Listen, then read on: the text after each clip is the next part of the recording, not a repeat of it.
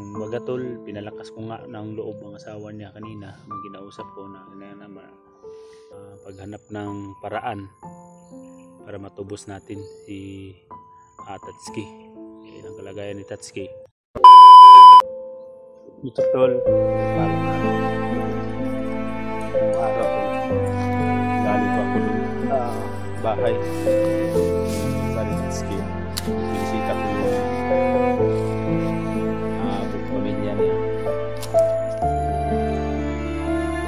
Lungkot.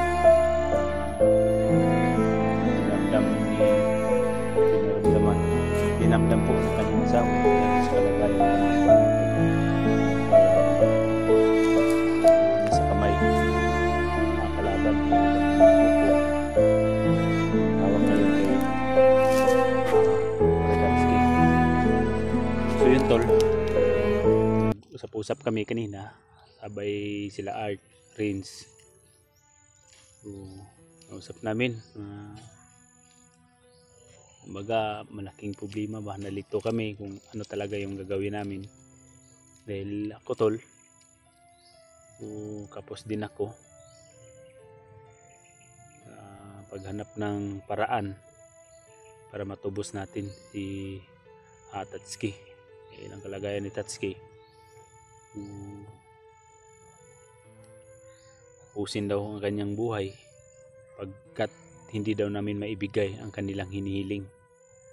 So grabe tol, grabe yung mga problema o pasakit na nangyari ngayon dahil sa gagawa ng mga bandidong grupo na namimihasa na sa amin. Pero ngayon ang sinabi ko tol, hindi ako titigil at hindi ako susuko kahit anuman ang laban na harapin ko para po sa ating bayan, ng bayan natin at sa lahat na nangangailangan. Anong namin tol, ngayon may nakausap na si Rins na iprinda samantala namin yung motor ni Tatsuki, pero mababa lang din ang kuha, 15k kuha. So gawaan na lang siguro namin paraan o ano ba to, ang lito nga ako tol, ano hanggang ngayon bigas, hindi pa kami nakapagbili ng bigas dahil may nagbigay din sa amin tol ng pambili ng bugas ng bigas, pero 1k tol, kulang pa po. Hanap pa tayo ng dagdag na paraan para maibili natin ng buo yung bigas. So kibali man yung motor samantala na iprinda namin yung motor ni Tatsuki, 15k lang yun yung kuha tol, pero puntahan pa yun uli ni Rins ngayon kung tuloy ba, dahil kahapon pa man yung kinausapan, pinaluap pa niya kaya ngayon ba tuloy ba yun.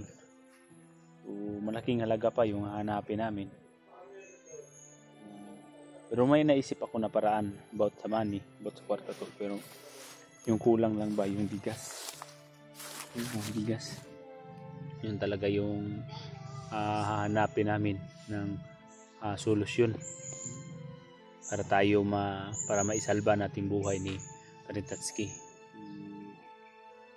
Kumbaga tol, pinalakas ko nga ng loob ang asawa niya kanina. Ginausap ko na lakas lang loob mo dahil ipapangako ko sa iyo, sabi ko sa asawa niya na ipangako ko sa iyo na gagawin ko lahat ng best ko, lahat ng kaya ko na maiwi ko yung bana mo, yung asawa mo dito sa inyo.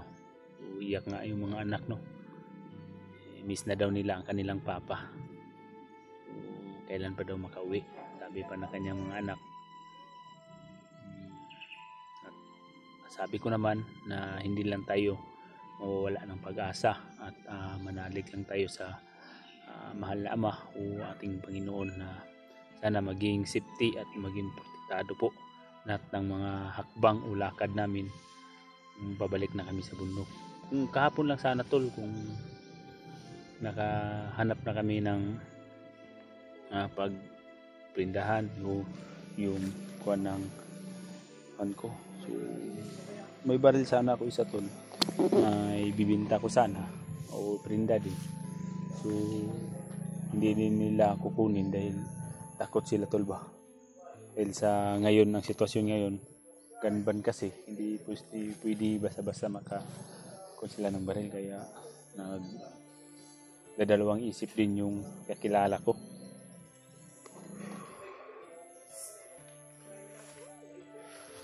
Yun talaga. Si Rins nga, sabi niya, Rins, tatawag na lang daw siya sa akin uli kung anong yung lakad niya ba, anong yung resulta sa kanyang lakad, na para yun sa pagsamantalang perindahan namin sa motor. Sabi tol, hindi basta-basta, kumbaga sa Bisaya, naanad ng mga bandido na humihingi talaga ng ransom o kapalit sa kalayaan ng vlogger. Akala siguro nila tol, kaming mga vlogger marami yung pira, mayaman, kaya sa tingin nila tol na ito yung gagawin namin para makuha agad. So yun ang iniisip nila ba, yung ginagawa nila, namimihasa na talaga sa amin.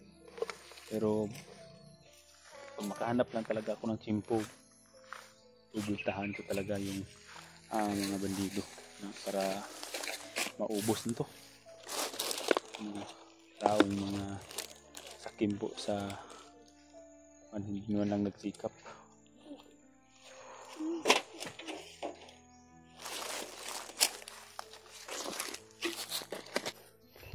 Yun tol, na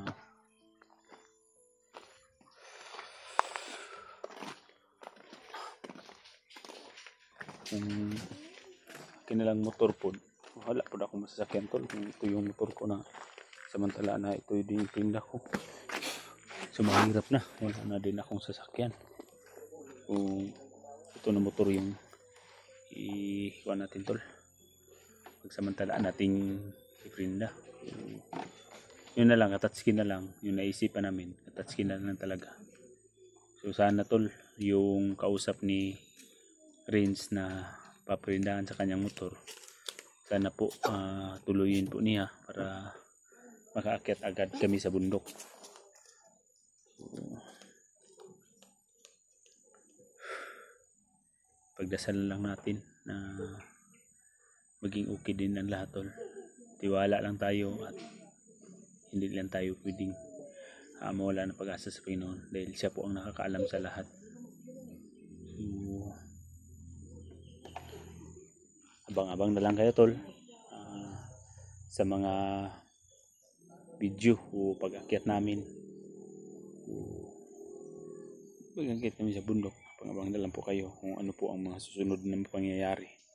At sana samahan niyo po kami na ipagdasal para sa kaligtasan ng aming mga kasamahan namin po lahat tol. And God bless po you all sa inyong lahat. Thank you po sa pagpanood, at sana maunawaan niyo po kami.